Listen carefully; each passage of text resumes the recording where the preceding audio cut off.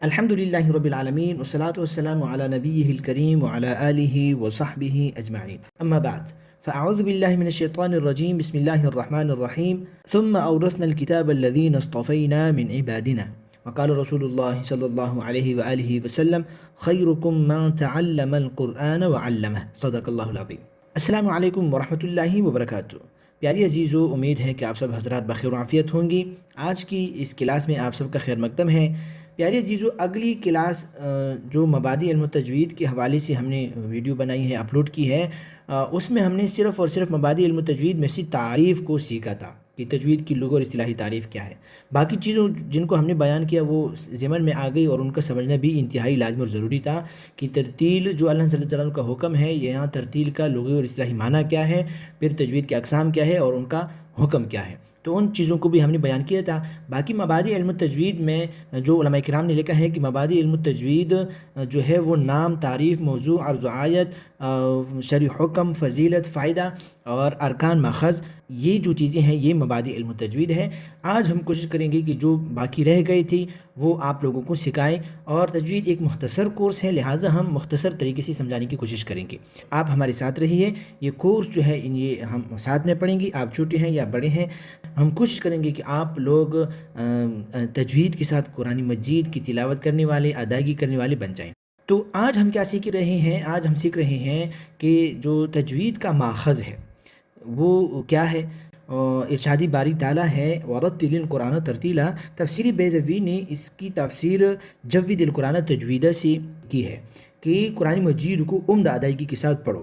اور حضرت علی رضی اللہ تعالیٰ عنہ کا قول وہاں بھی ہم نے بیان کیا تھا کہ الترتیل ہوا تجوید الحروف و معرفت الوقوف. ترتیل نام ہے حروف کو تجوید کے ساتھ ادا کرنے کا، اور وقف کا محل اور اس کا طریقہ پہچاننے کا. ترتیل اسی کا نام ہے کہ ہم حروف کی عمدہ ادائیگی کریں گے اور وقفوں کی احکامات جانیں گے کہ کہاں میں نے وقف کرنا ہے، کیسے وقف کرنا ہے، کیفیت وقف کیا ہے، محل وقف کیا ہے. وہ بھی ایک اہم ٹاپک ہے، اہم موضوع ہے. اور تجوید الحروف، دو چیزیں ہیں یہاں، وہاں بھی تفصیل سے بیان کیا تھا. تجوید الحروف، تو یہاں ہم بحث جو کریں گے وہ تجوید الحروف سے ہوگی. اور تجوید کا ماخذ، یہاں جو تجوید الحروف میں آپ کو یہاں لانا چاہ رہا تھا کہ تجوید الحروف یعنی حروف کی عمدہ ادائیگی یہ تجوید ہے. لہٰذا یہ حضرت علی رضی اللہ تعالیٰ عنہ کا قول ہے اور یہ ترتیل کی اصطلاحی معنی ہے. لہٰذا تجوید کا ماخذ جو ہے وہ یہی آیت ہے. دوسری جگہ بھی اللہ جل جلالہ کا ارشاد ہے: وَرَتَّلْنَاهُ تَرْتِیلًا، کہ ہم نے قرآن مجید کا نزول ترتیل کے ساتھ کیا. یہاں حکم ہوا کہ آپ لوگوں نے بھی ترتیل کے ساتھ یعنی اطمینان کے ساتھ ٹھہر ٹھہر کر قرآن مجید کی تلاوت کرنی ہے. ایک دوسری جگہ بھی اللہ جل جلالہ کا ارشاد ہے: وَقُرْآنًا فَرَقْنَاهُ لِتَقْرَأَهُ عَلَى النَّاسِ عَلَى مُكْثٍ، کہ ہم نے قرآن مجید کو صاف صاف اور واضح انداز میں ترتیل کے ساتھ اتارا تاکہ آپ لوگوں کے سامنے ترتیل کے ساتھ پڑھ کر سنائیں، تاکہ آپ لوگ بھی ان لوگوں کے سامنے اسی طریقے سے پڑھ کر سنائیں. لہٰذا یہاں بھی حکم ہے وَرَتَّلْنَاهُ تَرْتِیلًا، اور وَقُرْآنًا فَرَقْنَاهُ، یہاں ترتیل کی نسبت اپنی طرف کی کہ ہم نے صاف صاف اور واضح انداز میں اس کا نزول کیا، ترتیل کے ساتھ اس کا نزول کیا. اور دو جگہوں پر حکم بھی ہے لِتَقْرَأَهُ عَلَى النَّاسِ میں اور وَرَتِّلِ الْقُرْآنَ تَرْتِیلًا میں، کہ آپ لوگوں نے بھی ٹھہر ٹھہر کر پڑھنا ہے اور لوگوں کو بھی اسی طرح پڑھ کر سنانا ہے. تو یہ ہو گئی تجوید کی ماخذ. اب آئیے سیکھتے ہیں کہ علم التجوید کا موضوع کیا ہے. علم التجوید کا موضوع قرآن کے حروف اور قرآن کے الفاظ ہیں. یعنی تجوید کی کتابوں میں حرف قرآن اور الفاظ قرآن کے متعلق قواعد اور قوانین بیان ہوتے ہیں. قرآن مجید کی جو حروف ہیں، جو الفاظ ہیں، ان کو ہم نے کیسے ادائیگی اس کی کرنی ہے، اور وہ اس کی مخارج کیا ہیں، کہاں سے ادا کرنا ہے، اور حرف کو کن کیفیات کے ساتھ ادا کرنا ہے، یہ بحث ہوتی ہے. لہٰذا تجوید کا موضوع جو ہے وہ قرآن مجید کے الفاظ اور قرآن مجید کے حروف ہیں. یہ ہو گئی علم التجوید کا موضوع. اور یہ علم التجوید کا موضوع افضل اور اشرف ہے کیونکہ اس کا تعلق جو ہے وہ قرآن مجید کے ساتھ ہے، اور قرآن مجید کا افضل اور اشرف ہونا یہ اظہر من الشمس ہے. اب سیکھتے ہیں کہ علم التجوید کا مقصد کیا ہے. تجوید کا مقصد یہ ہے کہ قرآن مجید کے حروف کو غلط پڑھنے سے زبان کو بچانا، اور قرآن مجید کی تلاوت حضرت محمد صلی اللہ علیہ وآلہ وسلم کے مشروع طریقے پر کرنا. علم تجوید کا یہی مقصد ہے کہ ہماری ادائیگی اس ادا کے مطابق ہو جائے، اور اسی کو غرض و آیت بھی کہا جاتا ہے کہ علم تجوید کی غرض و آیت زبان کو غلطی سے بچانا، اور حضور نبی کریم صلی اللہ علیہ وآلہ وسلم کی ادائیگی کے مطابق اپنی ادائیگی بنانا، اس کو غرض و آیت بھی کہا جاتا ہے، مقصد بھی کہا جاتا ہے. تو تجوید کا یہی مقصد ہے. علم تجوید کا فائدہ اور نتیجہ یہ ہے تحصیل رضا اللہ و تحصیل سعادت الدارین، یعنی اللہ تعالیٰ کی رضامندی اور خوشنودی حاصل ہونا اور دونوں جہانوں کی سعادت و کامیابی نصیب ہونا، یہ اس علم کا فائدہ ہے۔ اچھا آئیے سیکھتے ہیں کہ علم التجوید کی فضیلت کیا ہے۔ علم التجوید تمام علوم میں اشرف اور افضل ہے، اس لیے کہ علم التجوید کا تعلق براہ راست الفاظ قرآن سے ہے، اور قرآن مجید کا افضل اور اشرف ہونا وہ اظہر من الشمس ہے۔ تو یہ ہو گئی علم التجوید کی فضیلت۔ اچھا آئیے اب سیکھتے ہیں کہ اس علم کا حکم کیا ہے۔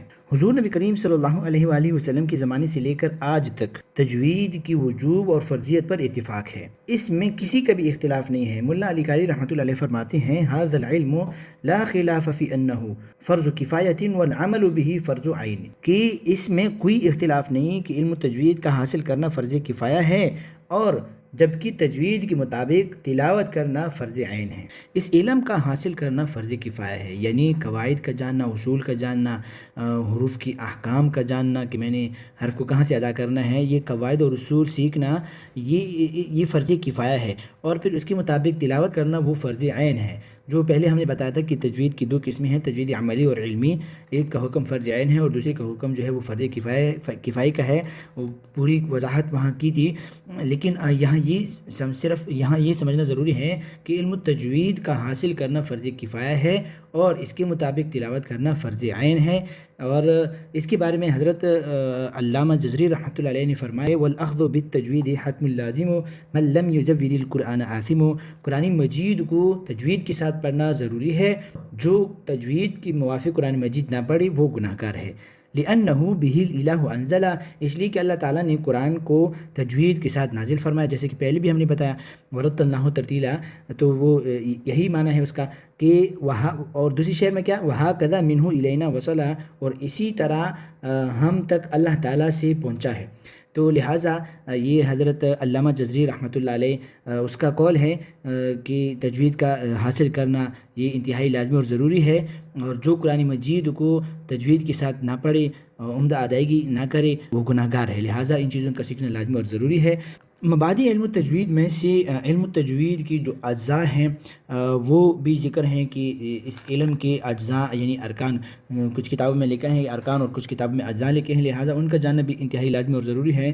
تجوید کی 4 اجزاء ہیں، ایک ہے حروف کی مخارج کا سیکھنا، دوسرا ہے حروف کی صفات کا جاننا، تیسرا ہے حروف کے احکام کا پہچاننا، اور اسی طرح نمبر 4 یہ ہے کہ زبان سے صحیح حروف پڑھنے کی محنت کرنا۔ ان سارے کی اپنی اپنی اہمیت ہے کہ حروف کے مخارج کا سیکھنا کیوں ضروری ہے، اس کی اپنی اہمیت ہے، صحیح ادا کرنے کی اپنی اہمیت ہے، جیسے کہ ضاد ہے، اس کی ادائیگی میں محنت کرنا کہ یہ زا اور اسی طرح زال نہ بن جائے، اس کا معنی جو ہے وہ الٹ نہ ہو جائے۔ جیسے کہ میں آپ کو مثال دے دوں کہ ایک لفظ ہے فترضا، بس آپ خوش ہو جائیں گے، اس کا معنی یہ ہے، اور اگر ضاد کی جگہ ہم سے کوئی اور لفظ ادا ہو گیا، مثلا دال ادا ہو گیا، تو اس کا معنی ہو جائے گا بس آپ ہلاک ہو جائیں گے، نعوذ باللہ من ذالک۔ تو اسی طرح زبان سے صحیح ادائیگی ہے، اس کی اپنی اہمیت ہے۔ حروف کے احکام کے پہچاننا اس لیے اہمیت رکھتا ہے کہ مثلا الف مدہ ہے، الف مدہ ہے، مثلا نون الف زبر نا، تو اس کو الف مدہ کہا جاتا ہے کہ الف سے ماقبل زبر آ جائے، فتح آ جائے، تو اس کو الف مدہ کہا جاتا ہے۔ جیسے کہ وقلنا، ہم نے کہا، اور اگر یہ الف مدہ کو ادا نہیں کیا، اس پر پوری ادائیگی نہیں کی، وقلنا بن جائے گا، اس کا معنی ہو جائے گا کہ ان سب عورتوں نے کہا، تو بغیر الف کے پڑھنے سے معنی غلط ہو گیا، لہٰذا اس کی اپنی اہمیت ہے۔ صفات کی اپنی اہمیت ہے، جیسے کہ مثلا صاد میں صفت لازمہ میں سے صفت استعلاء اور اطباق ہے، اگر اس کو ادا نہیں کیا، میں آپ کو مثال دے دوں گا کہ ایک لفظ ہے والصیف، جس کا معنی ہے گرمی کا موسم، اور اگر ان صفات کے ساتھ ادا نہیں کیا تو وہ والسیف بن جائے گا، اور جس کا معنی ہو جائے گا تلوار، لہٰذا معنی جو ہے وہ غلط ہو گیا۔ اکثر جگہوں پہ ہماری نماز جو ہے وہ فاسد ہو جاتی ہے، ہمیں پتہ ہی نہیں چلتا۔ اس طرح مخارج کی اپنی اہمیت ہے، مثلا ایک لفظ لے لیتے ہیں ہا ہے، وہ حرف حلقی ہے، مطلب حلق سے یہ ادا ہوتا ہے، تو اگر اس کی ادائیگی میں ہم کوشش نہیں کریں گے تو یہ ہا بن جائے گا، اور جیسے کہ سورہ فاتحہ میں الحمد میں ہا ہے، اگر ہم اس کو الحمد پڑھیں گے تو اس کا معنی ٹھیک رہے گا کہ ساری تعریفیں للہ الحمدللہ رب العالمین اس اللہ کے لیے ہے جو تمام جہانوں کے پالنے والے ہیں، اور اگر اس کو صحیح ادا نہیں کیا تو الحمد بن جائے گا، جس کا معنی ہے آگ کی گرمائش کا ختم ہو جانا، لہٰذا معنی جو ہے وہ غلط ہو گیا۔ تو اگر ہم فکر نہیں کریں گے تو ہماری ادائیگی اسی طرح رہے گی، لہٰذا یہ ٹھیک نہیں ہے، یہ گناہ ہے، اللہ جل جلالہ کا حکم ہے۔ تو انشاءاللہ اگلی کلاس جو ہماری ہوگی وہ ہم کوشش کریں گے کہ باقاعدہ آغاز کریں، جو قواعد ہیں، جو اصول ہیں، ان کا سیکھنا انتہائی لازمی اور ضروری ہے۔ تو یہ ہو گئی مبادئ علم التجوید۔ اگر آپ لوگوں کو ہماری ویڈیو اچھی لگی ہے تو ثواب کی نیت سے آگے شیئر بھی کر سکتے ہیں، سبسکرائب بھی کریں، بیل آئیکن کو بھی پریس کریں تاکہ ہر نئی آنے والی ویڈیو کی نوٹیفیکیشن آپ لوگوں تک بر وقت پہنچ سکے۔ اور یہ کورس جو ہے یہ ہم ساتھ میں پڑھیں گے، آپ چھوٹے ہیں بڑے ہیں جیسے بھی ہیں، آپ کوشش کریں گے کہ آپ کو ہم تجوید سکھائیں، عمدہ ادائیگی سکھائیں، تاکہ آپ گھر بیٹھے بیٹھے سیکھیں اور اللہ جل جلالہ کا جو حکم ہے وہ اچھے طریقے سے، احسن طریقے سے پورا ہو۔ السلام علیکم ورحمۃ اللہ وبرکاتہ۔